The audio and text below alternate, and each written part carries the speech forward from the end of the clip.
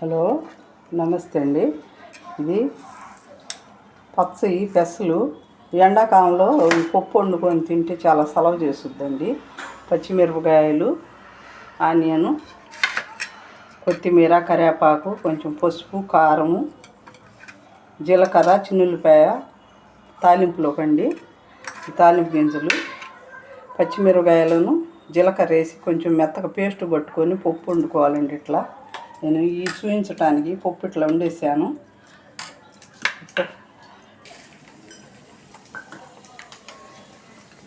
ఈ తాలింపు వేస్తున్నానండి.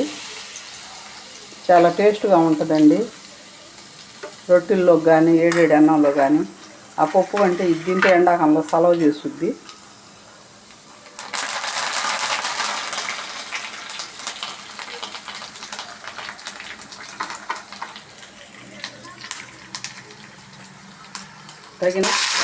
కొంచెం పసుపును తగినంత కారం వేసుకోండి. తినగలిగితే రవ్వంత చింతపండు చూపించలేదు, కొంచెం వేసుకోవాలి, ఎక్కువ వేసుకోకూడదు. రుచి ఉండదు ఎక్కువ వేసుకుంటే చింతపండు. తినేటప్పుడు వడ్డించుకోవచ్చండి, తినే వడ్డింటే.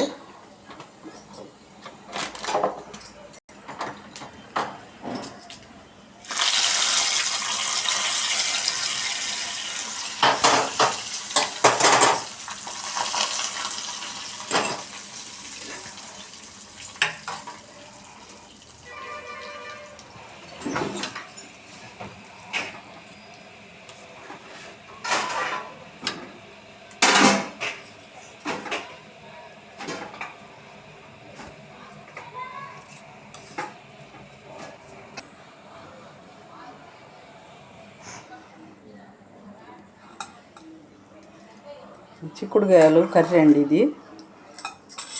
ఇది పళీలేసి పచ్చిమిరపకాయల చట్నీ అండి. తినేవాళ్ళు ఏది ఇష్టమైతే ఇది తింటారు. రొట్టెలు ఈ పప్పు మేన ఇవన్నీ కాంపిటీషన్ వేసుకొని తింటే చాలా టేస్ట్గా ఉంటుందండి. ఇష్టంగా తింటారు. థ్యాంక్స్ అండి చూసినందుకు.